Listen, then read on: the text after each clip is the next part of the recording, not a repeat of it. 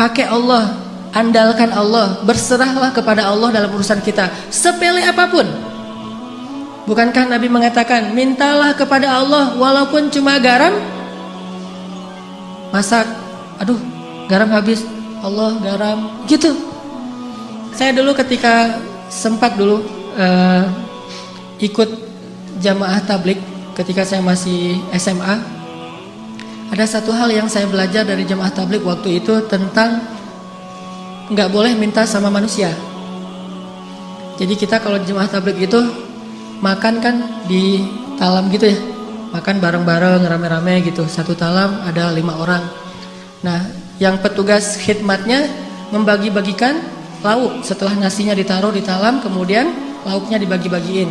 Ada ikan, ada sayur segala macam. Setelah selesai dibagi-bagikan, karena mungkin jumlah pesertanya banyak, lauknya sedikit, akhirnya dibaginya sedikit-sedikit.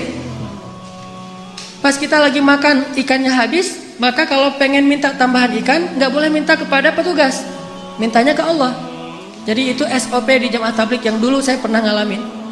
Kalau ada masalah mintanya ke Allah. Jadi kalau kita kurang lauk, Allah ikan ya Allah. Akhirnya dia dengar, oh ikan datang, masya Allah, Allah datangkan ikan gitu. Walaupun agak lucu, tetapi sebetulnya ini mengajari tentang berharap kepada Allah. Memang lucu sih awalnya, tapi lama-lama benar-benar kerasa di hati.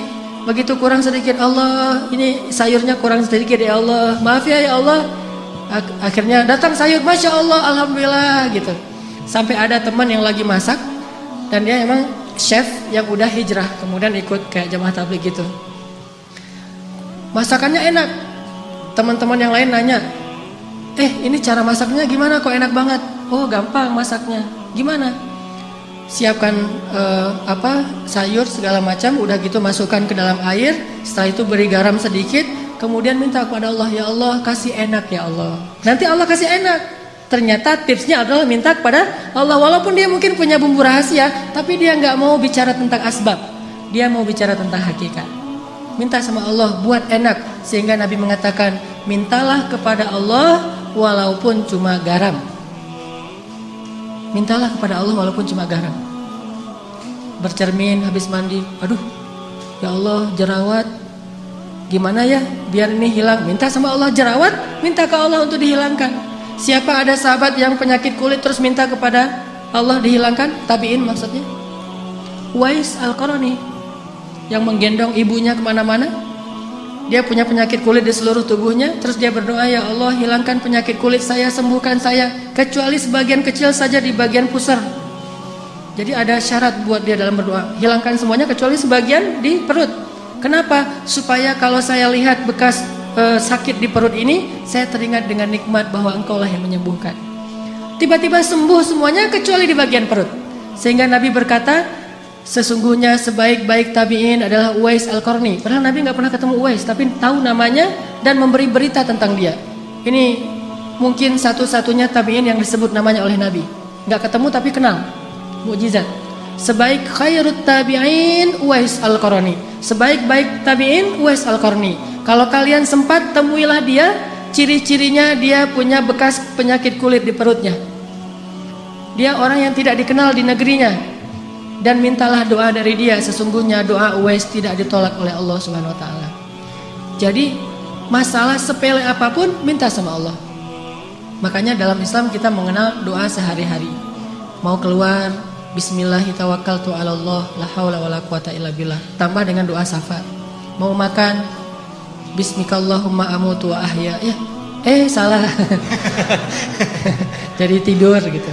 Mau tidur ada doanya. Bahkan kalau Nabi baca doa tidur aja panjang banget tuh.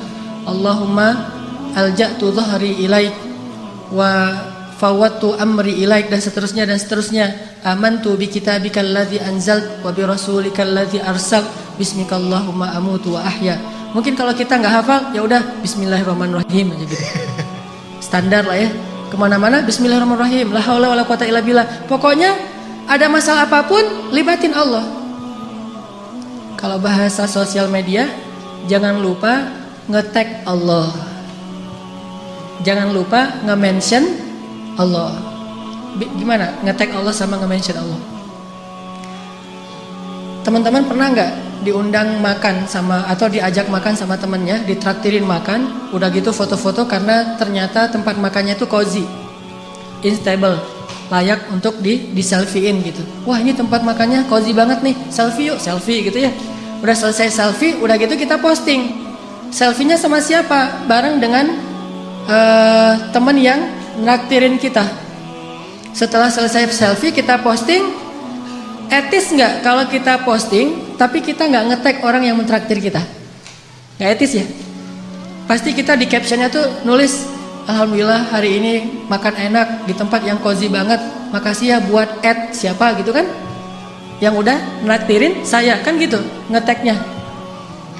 Begitu juga ketika kita menikmati rezeki dari Allah, agak kurang etis kita makan enak tapi Allah nggak di-tag gitu. Cara nge-tag Allah, Bismillahirrahmanirrahim.